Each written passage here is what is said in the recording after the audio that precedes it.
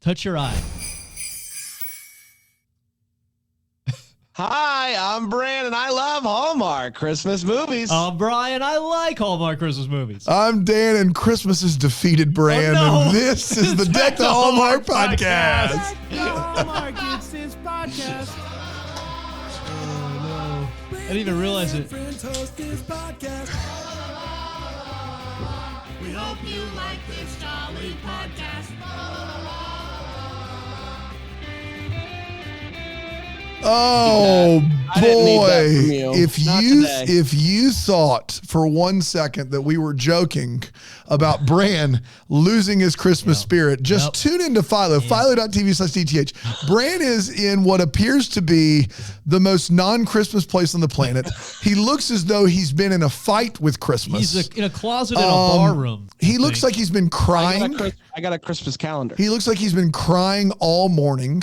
Really so things are really getting out of hand, and we're only on movie 14 of the holiday season, and Bran doesn't even care enough about Christmas to show up. Sometimes the bad guys win, I guess. Sometimes the bad guys win. Is the message. And I'm even in his chair, so that should tell you in a flannel. If we could go close up here real quick. Pop, in a flannel. Flannel, yeah. That's right. I'm 2 now. Exactly right. So, first in our hearts. Flannel. It's a dark brown and black flannel. So I'm branching out. Bran hates Christmas, and you're here. You're not even with us in studio. Bran, you want to explain yourself? No, you just about covered it. Listen, is it a coincidence that I get pink eye after I get a fake tree? I don't know. This is Santa sending a message, man. Yes.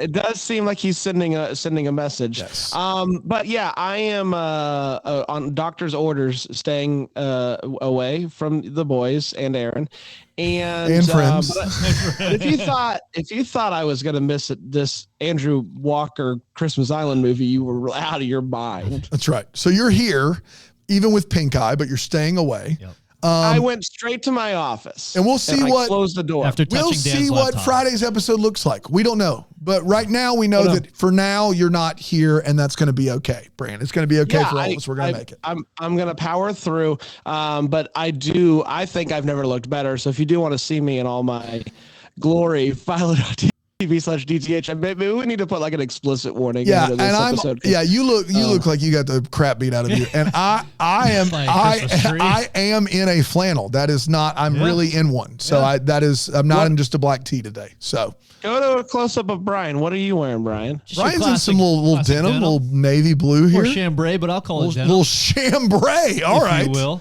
Okay. All right. This guy. It's good to see you, Andrew Walker. I didn't know you were going to be joining us for this episode. It's great to see. First time I've heard that. Guys, did you hear the news about Greenville, South Carolina? And this is not. I'm not lying. This is living. Is this living? This is living. This is Greenville. This is also the place where you can a Home Alone. Dude, I saw vacation. this. Oh my goodness! Out, right? We got to figure out how to make that work. How do we do that? Weston Point Set is apparently they're doing like the a Home Alone thing, and you get to get a cheese pizza delivered to you. You get to go on a shopping spree at the toy. It's some sort of contest. I should look up the details. Maybe I'll have the details tomorrow. But it sounded very fun. Which it sounds like with the limo cheese pizza thing that they're combining Home Alone 1 and 2. In the small town of Greenville. But the Westin Poinsett is one of the most historic hotels in the Southeast, right there on Main Street in, that Greenville. And so that's where I stayed my wedding night. It seemed it was perfect. It's a great spot. It is a historically very, thank you for sharing that, Bran. And the pink eye, the ointment, it goes where? We just talked about ointment. That's all we did. That's all we did. Classic wedding night conversation. Oh, man. Aaron says it's not a contest, so we might just need to get our name. They start at $500 buy the package, so that's a business expense all day. Well, here's the thing. Budget? Let me make a call. Worst case, a vlog. A vlog. City of Greenville. Where you at? We got the statue request. We got the Home Alone package request. A quick update. a quick update. I did email Knox White and haven't heard back yet. Yeah. But I'm a man of my word. I said I was going to email the mayor and ask him to put up a statue of a 31-year-old fan of Christmas. He hasn't got back to me. But if you think I'm not going to follow up until I get a response, you're a 31-year-old former fan of Christmas. Yeah, of course. Email. Should I reply back and just say I have pink Scratch it. I have pink eye. Yes. Can we add this to the Just so statue, you know, please? I have pink eye. have pink Are we eye. ready to? Yeah, are we ready to that- do this little Christmas Island, Brand? Do you have a synopsis prepared, or am I supposed to do that too? No, I do have a synopsis prepared if you'll bear me the time. It originally aired on November 11th. Thank you for your service. And it went a little something like this. Kate is a pilot who is up for a private pilot gig, but the key to this gig is flexibility. So much so that she's immediately given a gig to fly a high-power family to Switzerland for the holidays. The Sharp family shows up at the airplane. The kids are sassy. The parents work too much. They're rich. But it's a pretty sweet gig for Kate because she's going to have her own fancy room in Switzerland until they fly back. So pretty nice for her. They get in the air and tries to be all chummy with her co-pilot, no dice. Then tries to get chummy with Oliver from air traffic control, no dice. Not long after that, though, they hit some serious weather that they were not predicting. Oliver says they're advising all planes to make an emergency landing. She's not thrilled about this and makes it known. So that's why Oliver makes her not land in New York or a bigger city. You got to come to an island off the coast of Nova Scotia. It's not ideal, but luckily for them, it's Christmas Island, the name of the movie. In a wild turn of events, Oliver from air traffic control is based on Christmas Island. He also happens to be a hunk, and we're all happy about that. The B&B in town is booked up, or so they say. So a postal worker named Jim is like, you can stay with me. They end up at a town meeting because the entire town is there. So Jim also has to go because Jim's talking. When the mayor sees the Sharp family, she introduces them to the entire town and says they're basically like Martha Stewart. So pretty big deal. Kate offers to help the family with anything while they're grounded. So she is put in charge of Christmas activities. She's like, I don't know what to do about this. Oliver's like, luckily for you, I'm doing a bunch of Christmas activities over the next couple days, so you can just join me for that. You and the Sharps, come on. So up first, she takes the kids candy making. Oliver is there, of course. Then they go to a lighthouse. Oliver is there, of course. And wouldn't you know it, Oliver and Kate actually end up starting to enjoy each other's company. Can you believe it? Did you see it coming? The family helps decorate the Christmas tree at the family house. And they're starting to actually spend time together. Rich people, they don't typically spend any time together, so it's good to see that this rich family is coming back to its roots. Oliver and Kate spend the day together, taking a picture with Santa, but she won't tell him what she whispered in Santa's ear her wish was. And then they get a romantic lunch and talk about life and love and whatnot. The kids are helping Jim with the mail, Santa mail, do a stamp, send the thing back. It's a whole rigmarole. But anyway, the kids are helping out with this. And the girl reads the letter that the brother sent to Santa. And apparently all he wants for Christmas is for his sister to like him more. Womp womp. She starts to realize that maybe she hasn't been the most caring big sister. Oliver and Kate are walking down the Christmas street and they almost kiss, but they are interrupted by Jim and the kids because they can't send the Santa letters on account of the weather. So they decide that they're going to band together and spend the evening scanning in letters, tracking down physical email addresses for people so that they could send the letters from Santa back to them digitally. After the mission is accomplished, Kate tells Oliver what her wish was. I wish Oliver knew how happy he made me this Christmas. And they kiss big ones in a way that only Andrew W. Walker can kiss big ones, folks. The next morning, he texts her and asks if she would be his date for the Christmas Eve party. But what will she wear? Luckily, Mama Sharp made custom dresses for her buddy. She's getting back to her designing roots. They all go to the party, and and light up the lobster trap Christmas tree when Oliver gets a call. Flights are cleared to leave. She tells the family, and it's the type of like thing where you're like, yay, but you can tell they're not actually excited about this. Before they even get to the airport, though, they offer Kate, who has piloted them half a trip, to have a permanent job piloting their family around. Pretty cool. They're getting ready to take off when Oliver jumps in, onto the radio and is like, air traffic control here. I can't let you leave without telling you how I feel. The family then decides to stay on Christmas Island until the new year.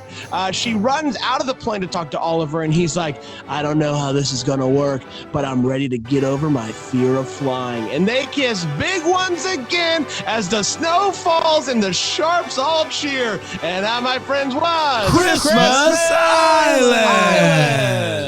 We did it. We did do it, everybody. We're going to take a quick break. We'll come back and we'll break Christmas Island down with 4 segments, maybe a 5th here on Deck the Hallmark.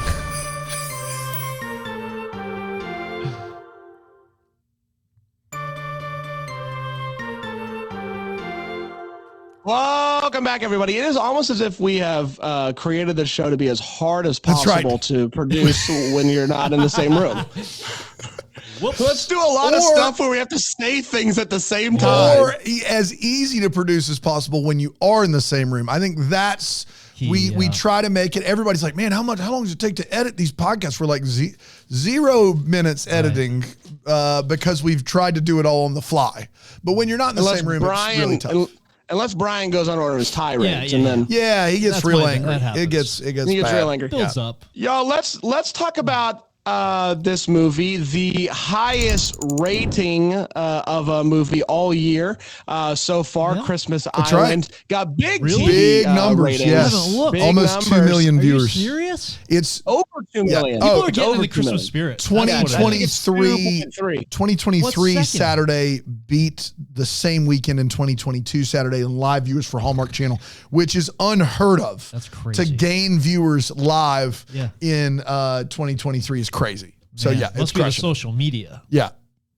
Andrew Walker, he still has that poll, everybody. Everybody's coming to see the Andrew Walker. And who can blame him? I mean, come on. You see that guy? Let's start with the hot take, and let's start with my good friend Brian. Brian, what did you think of Christmas Island? Yeah, I'm glad to hear about the numbers there. I actually enjoyed this quite a bit. Samantha Herman wrote this, pros pro. And maybe this maybe this colored my glasses a little bit going into it because I knew colored his glasses, like rose-colored glasses. He got it. Yeah, I got it. Yeah, you understand. You don't wear glasses, you wouldn't get it. I wouldn't get it. Like I knew I was in good hands going into this. So the setup was familiar yet bonkers. A storm grounding all flights crossing the Atlantic is a big ask for the viewer. For 6 days, 5 days, a long time. Yeah. So it's a lot to ask of a viewer with a curious mind, is what I'll say. You mean a viewer with any mind at all? With any original thoughts. Yes. Exactly. Or analytical. Are you talking about me? Anybody who just uses their thoughts for good or bad. All right. Got it. So you had to. I bought in is basically what I did early on. I said, all right, this is crazy. You have to buy in. If I'm gonna have a good time here, I just have to accept the fact this happened. This could happen. I don't expect an explanation. I hope I get one. That's something I didn't get was sort of a little bit more of an explanation of how this could possibly happen, why this is happening. Like part of me was thinking what's going to happen is the family's going to realize after day one, they're having a good time. They're not going to want to leave. And that's going to be the thing. That didn't happen. I was surprised that wasn't, because that was right there for the taking. Like, that's right. They wake up day one, like the kids are having a blast. This is awesome. We don't want to leave. Be too easy. So I didn't really know what was going to happen. How are they going to keep them here? The things I expected to happen really didn't. I enjoyed these two together. Andrew, I think, was a blast.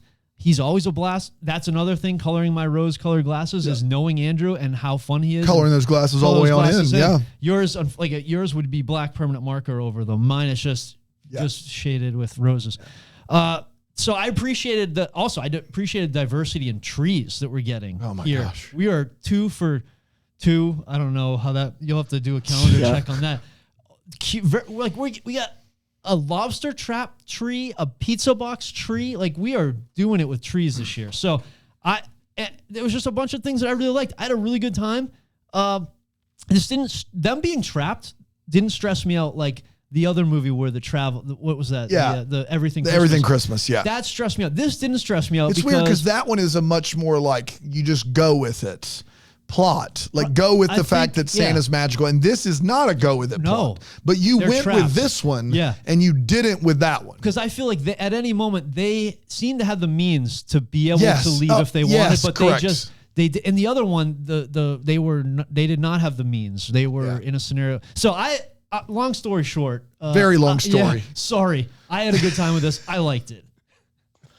I also really enjoyed this one. I thought that there was like a few different groupings of people. There was the family that I actually enjoyed. Like I thought the kids and the parents, like they worked well together. Great to see the dad from The Way Home in one of these movies. He's excellent. I obviously love the two leads. And I even liked the times that we were with Jim at the postal office and kind of hearing throughout the movie. Right. The postal office. Yeah. Kind of hearing the story of this Postal. Santa tradition that they have and kind of seeing it throughout the movie. I enjoyed that. So, and obviously the kisses were out of this stratosphere. So lots to like about this movie. Is it as bonkers new as some of the newer Hallmark movies are, like where we are in black and white and we're doing stuff that you wouldn't normally see on the network? No, this is kind of like a classic a Hallmark Christmas movie, but spiced up a little bit. There's a little bit more spice to this movie. Lots for me to like in this one. Big fan, big ups. Dano. Yeah, yesterday before Bran had pink eye, he and I went to the theater to see a movie called The Holdovers with Paul Giamatti. It's phenomenal. It's so good. It's one of my favorite movies of the year. It's one of my favorite Christmas movies. It's like a Christmas classic to me, like immediately. And the only thing I can figure is that experience yesterday afternoon colored my glasses, as Brian would say, in watching this film because I hated this movie. Oh my gosh. I thought for sure you were going to say you liked it. No, God, Brandon. Like it colored your glasses. You were in the Christmas spirit. You were ready to suspend belief. No. Suspend disbelief. Neither here nor there. Either one. It's not either one. If you, I hate this movie. Andrew is great. Rachel Skarsten is great. This movie is so bad. The weather thing is terrible. We're going to talk more about it. There's just no world where that makes sense. Talk about it. These rich people not leaving, crazy. But I also feel like now we're starting to have the weirdest Hallmark typecast of all time, which is Rachel Skarsten has very important professional jobs that she has to stop and go be a nanny for. She's been in 2 movies, and in the first one, she was an MI6 agent that has to be a nanny. And in the second, she's a pilot that has to basically go be a nanny. I thought that was weird. I thought the fact that Andrew Walker... Arguably a more important job. Arguably. I don't want to do this. But Andrew Walker, the guy that is scared of flying, being the air traffic control guy, was crazy. The whole town is holding them hostage and not in a fun way. I had a mile. The parents are awful to their children. I had a mile-long wait list. It is a movie that doesn't hold up under any scrutiny and doesn't give you the bandwidth like Everything Christmas does to just suspend your disbelief and do a Magic Santa bit. I reviled this movie. It's literally bottom 3 or bottom 2 for me right now. Gosh, you're insufferable and I season. couldn't believe it. And I knew I was on an island, Christmas island, by myself here. 100%. I knew I was on a Christmas island by myself here. And I tried not to be. Erin was in the room and I was like, hey, this movie's really bad, right? And she clearly was like, it's not really bad. And I was like, 30 minutes in and I'm like, I've got 50 minutes to really change my mind. And I was trying to give it every possible benefit of the doubt. And I just couldn't stand it. Give me almost any movie all year long over this one. It was really, really bad, guys. And maybe it's just because I saw a legitimate Christmas classic yesterday. That's what I'm blaming this on. I usually don't start watching Christmas movies until after Thanksgiving. I saw a legit minted Christmas classic yesterday, and I think that skewed me more than it needed to. Regardless, them's the breaks. Those are my thoughts. Yeah, cool. Let's get to all the feels. It's where we talk about what gave us those Christmas feels. Bry guy. It's such a downer having to come from that to talking about some good feels. Yeah, man. Yeah, that's my whole life, bro. Yeah, sorry. I've never felt it more. I was gonna talk about the lobster trap tree, but I'm afraid for my safety. Boo! I'll talk about it then. Can I have an anecdote? And do you have an anecdote? Nope. I have an anecdote. I have the antidote to your poor grammar. I have an anecdote about the lobster trap. It's where you dote on people that have antics.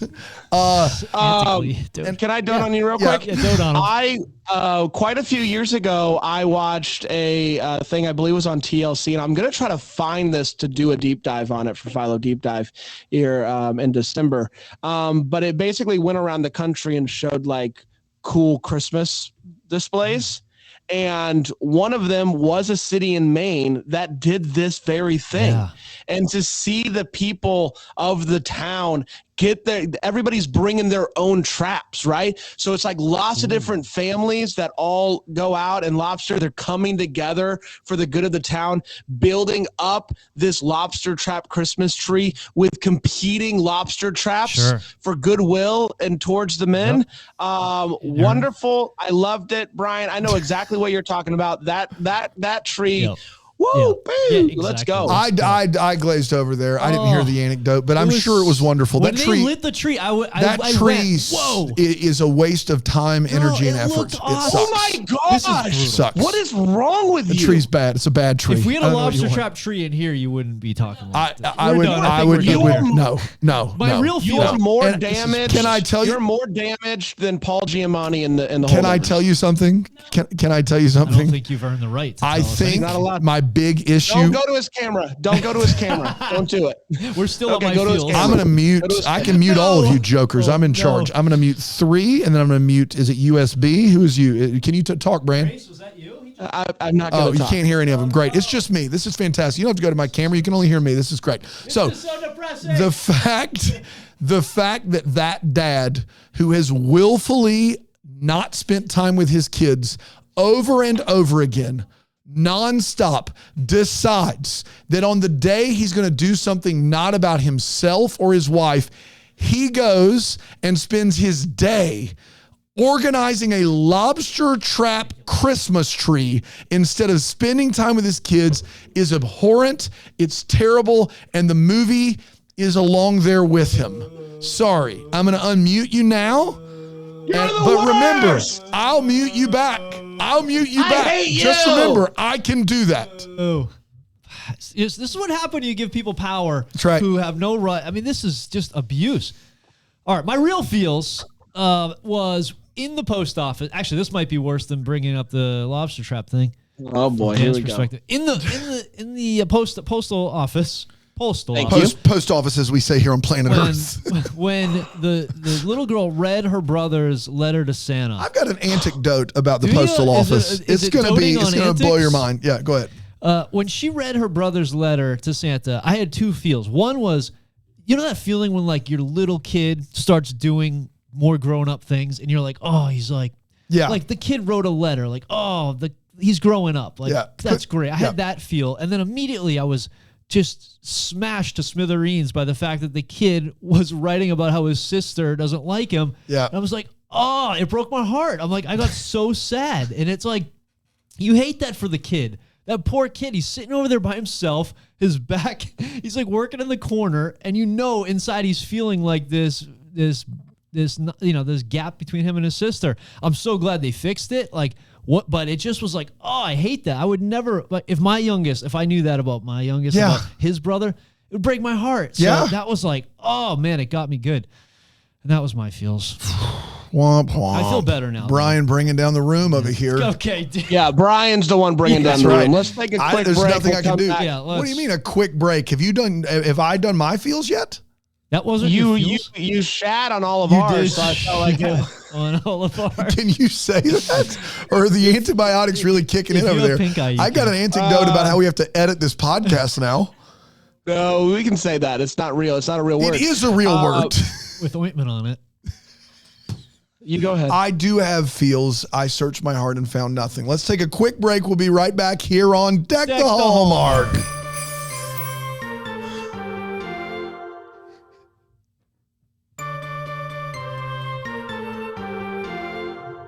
I don't think it's real in the sense that it's how it's normally said, you know? Right. It is the past tense. Yes. Yeah. The past tense is real.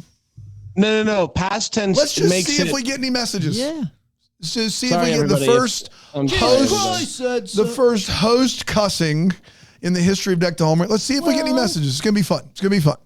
See what happens. All right, let's do this. Wait, what? Get to the wait what is where we talk about when this movie made us go. Wait, what?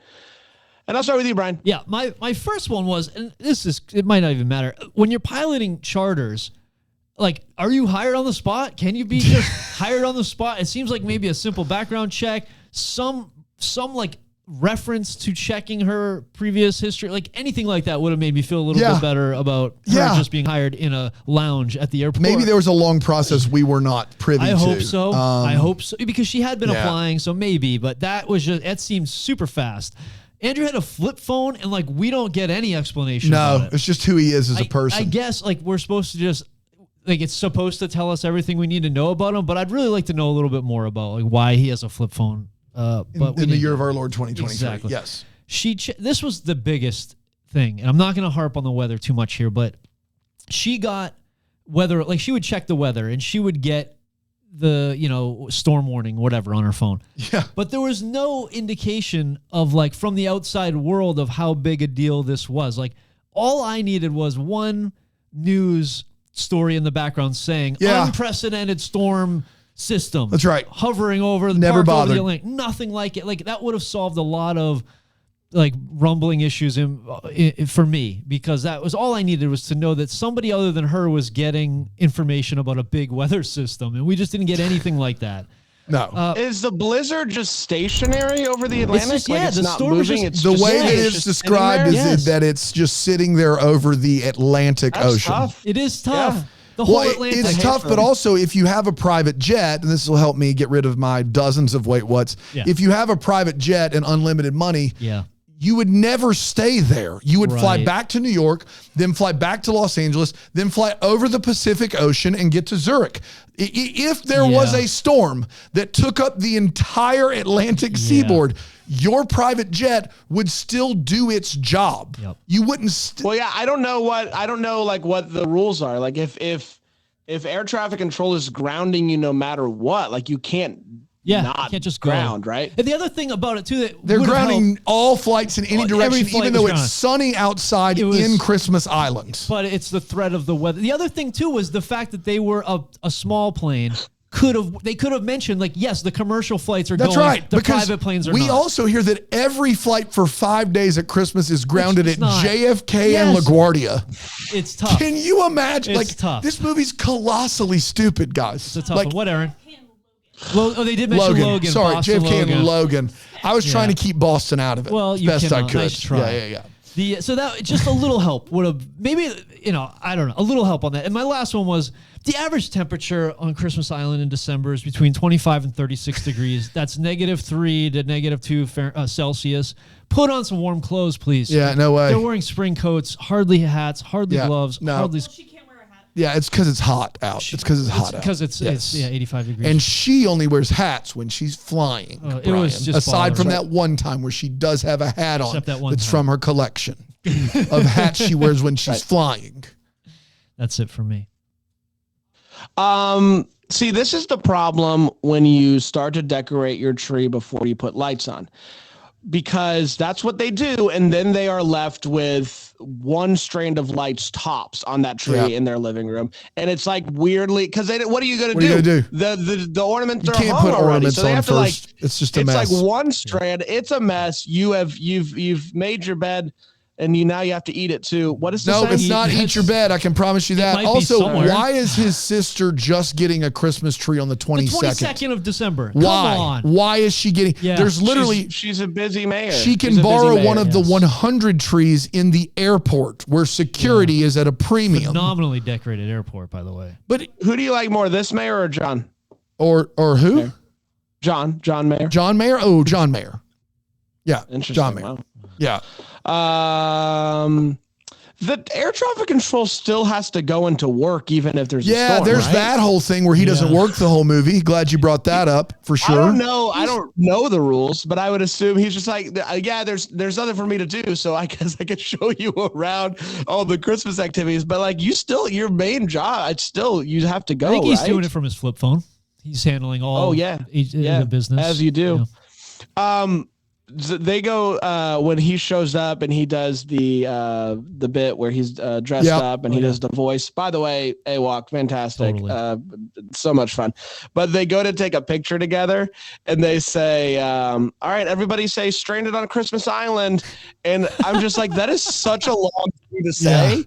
That doesn't actually help you smile. So why stop there? Why not just be like, everyone say stranded on Christmas Island with no hope of getting out of here by Christmas time?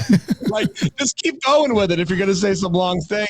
Last but not least, and I actually don't know if this is true, but I just wanted to say it. Martha Stewart would never with those dresses. Finally, someone said it. Someone said it. I don't know. I can't believe you didn't ask the question, Bran, is catching snow with your tongue unhygienic? I thought for sure you would bring that up. I got pink eye, so yeah, I'm not the best. Fair. That's fair. That's more than fair. He's making his bed and eating it too. So let's get down to business, shall we? These are the worst parents of all time. She doesn't know her kid's own stuffed animal. Thank you, Aaron. Yeah, thanks, Aaron. Appreciate that. Really nicely done. She produced by Aaron Shea. At least they didn't kick the kids out, though. Yes, that's true. All right, so she doesn't know her own kid's stuffed animal. The dad says, we decorated a tree or did something as a family for Christmas one time, and the kids don't remember it. Okay, so that means in the entirety of their working memory as children of this dude, they've never done anything together as a family as a Christmas tradition. And then when they finally have the day to do it, what does he do? Go and work on a stupid lobster trap tree. That's what he does. Will you stop talking about the tree like that? It is a town. The town activity. is keeping this family against their will. There's no way all those people are grounding their flights. And then there's not a cloud in the sky, not a snowflake anywhere. It's hot as blazes outside. And then they take them to what I can only describe as a midnight town hall meeting. They land in the middle of the night in this town, and they're like, Jim is like, you can come stay with us, but we've got to go to a meeting first, where apparently everyone in town during a Christmas storm all goes out to a meeting in the middle of the night. Sounds pretty responsible, actually. What is happening? What is happening in this movie? It's a real Stars Hollow situation. Shout out to Gilmore Girls. Shout out to Gilmore Girls. She makes a point of telling Andrew Walker she only wears hats when she's flying, and then she proceeds maybe 10 minutes later to wear a hat that she has not purchased, like clearly from her suitcase. So that's weird that happened. The lost and found at the airport. Andrew Walker says he doesn't call his dad Dad, he calls him Jim because it suits him. Brian, anything to add? That's true. I get it. You switch. That's fair. Speaking to the mic, if you could. Yeah, just hear you, Aaron. Let's go back to your original. They come up with a plan to get these postcards out digitally, but because the storm has arrived finally. Before that plan, they are on December 22nd in the evening, and Jim looks at this girl and says, we got to get all of these out by tomorrow so they'll arrive by Christmas.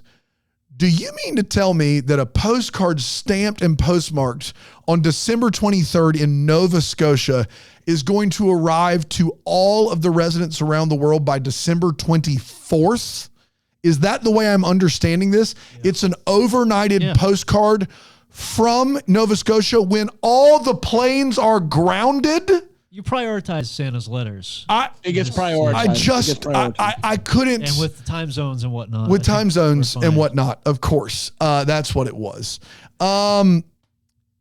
Andrew Walker wears a red flannel for most of the movie and looks dashing in it. So good. Like, I'm not here to just look. The dude looks amazing. A lot of flannel. Where's it? And then at the end of the movie, they're on their date, and he also is wearing the same flannel, and she says, you clean up well. And I just don't know why she said that. Probably ran a lint brush over it. He looks nicer. The clothes underneath the jacket. It's a Henley. It's like a button. It's a Henley. No. It was a button-up situation. It's a full button-up. It's a Henley. It's a full I don't button-up. think so. It was a full Whatever the case may be, button-up. it was stupid. And the movie was a full stupid. BO. That's all I've got. Yeah, let's keep BU. Yeah. BU, that's exactly right. It's time for What the Hallmark is, where we wonder what could have been. Maybe get some clarity questions that we still have. Brian. What the heck was Derek doing this whole time? The co-pilot?